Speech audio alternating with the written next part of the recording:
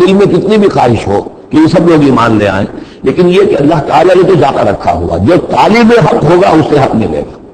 جو طالب ہدایت ہوگا اسے ہدایت ملے گی، جو ضد پر، ہٹ درمی پر، تعصب پر اور کسی ضد میں آ گیا ہے اسے اللہ تعالیٰ ہدایت نہیں دے گا۔ اگر جبراً اللہ نے ہدایت دینی ہوتی تو دنیا میں کوئی بھی کافر نہ ہوتا، سب کے سب مومن ہوتے، متقی ہوتے۔ آخر اللہ کے فرشتے کتنے ہیں؟ سب مومن ہیں، متقی ہیں، پاک ہیں، صاف ہیں، کہیں کوئی غلطی نہیں، معصیت نہیں، کہیں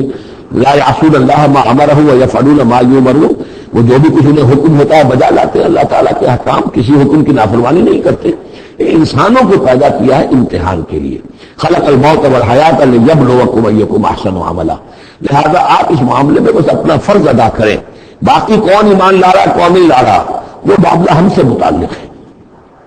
وَلَوْ شَاءَ رَبُّكَ لَآمَنَ مَنْ فِي الْأَرْضِ كُلُّهُمْ جَمِيعًا، اگر اللہ چاہتا، آپ کا رب چاہتا تو یقیناً زمین میں جو بھی سب کے سب ایمان لے آتے۔ أَفَأَنْتَ تُكْرِهُ النَّاسَ حَتَّىٰ يَكُونُوا مُؤْمِنِينَ، تو کیا آپ لوگوں کو مجبور کر دیں گے کہ وہ ضرور ایمان لے آئیں؟ یعنی آپ اپنے آپ کو بھی ہلکان کر رہے ہیں، آپ نے دن رات ایک کیا ہوا ہے، آپ ہر وقت اس جد و جہد میں ہیں، پھر آپ کو یہ بھی اندیشہ رہتا ہے کہ کہیں میری طرف سے کوئی کوتاہی تو نہیں ہو رہی ہے، جیسے کہ سورہ اعراف کے اندر فَلَا تَكُنْ فِي صَدْرِكَ حَرَجٌ،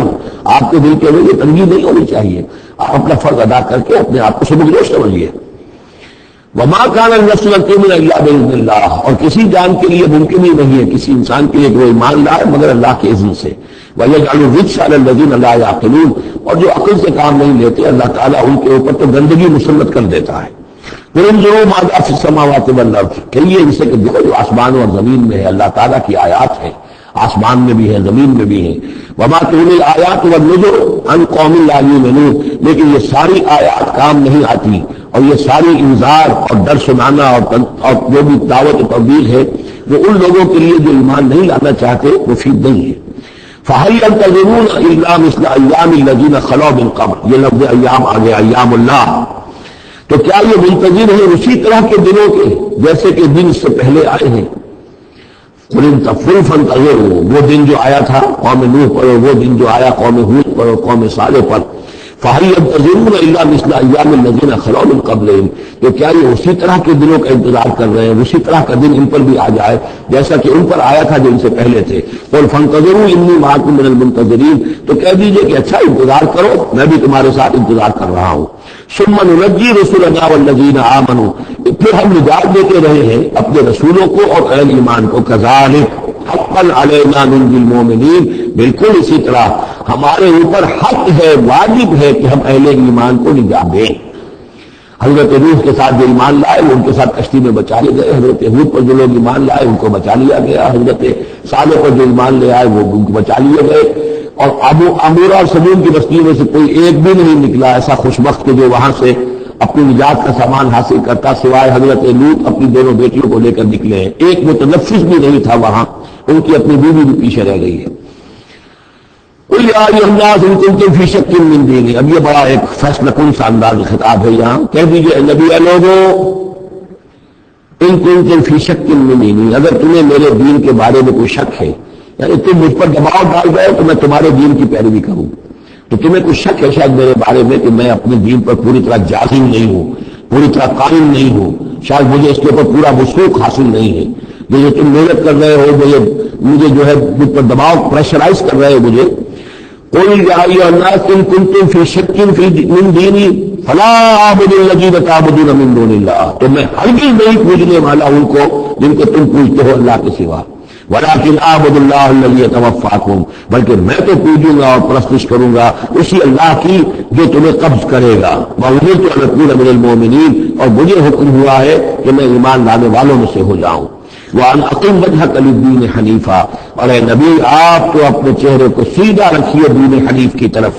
دین کی طرف حنیف ہو کر، یکسو ہو کر۔ وَلَا تَكُونَنَّ مِنَ الْمُشْرِكِينَ، اور ہرگز نہ ہوئیے ان مشرکوں میں سے۔ وَلَا تَدْعُ مِن دُونِ اللَّهِ مَا لَا يَنفَعُكَ وَلَا يَضُرُّكَ، اور مت پکاریے ہرگز اللہ کو چھوڑ کر ان ہستیوں کو جنہیں یہ پکار رہے ہیں جو نہ نفع پہنچا سکتی ہے اور نہ نقصان۔ فَإِن فَعَلْتَ،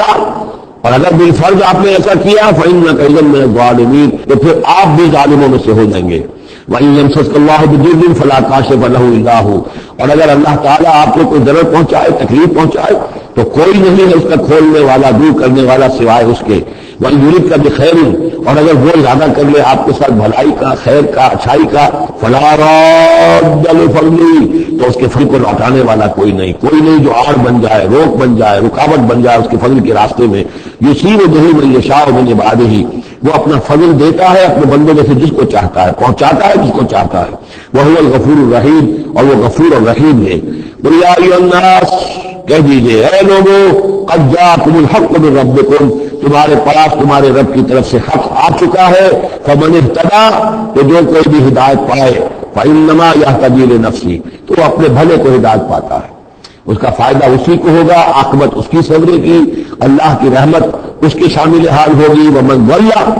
اور جو بھٹک جائے، جو گمراہ ہو جائے، فَإِنَّمَا يَضِلُّ عَلَيْهَا، تو وہ بھی اپنی جان پر وبال لے گا، اس کا سارا وبال اس کی اپنی جان پر آئے گا۔ وَمَا أَنَا عَلَيْكُم بِوَكِيلٍ، اور میں تو تمہارا ذمہ دار نہیں ہوں، میں تمہارے اوپر کوئی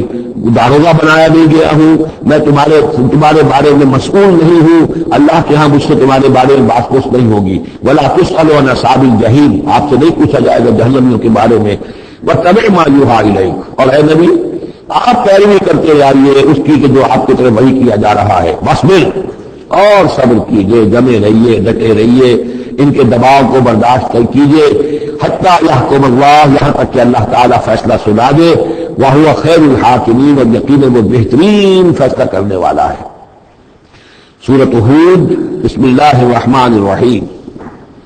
یہ اب جوڑا ہے، اس جوڑے کا دوسرا فرد سورہ ہود۔ یہاں آپ دیکھیں گے کہ برعکس ترتیب ہو جائے گی، 10 رکوع میں سے 6 سے زائد انباء الرسل پر مشتمل ہے، اور جس میں سب سے تفصیلی ذکر جو ہے یہ حضرت نوح علیہ السلام کا ہے،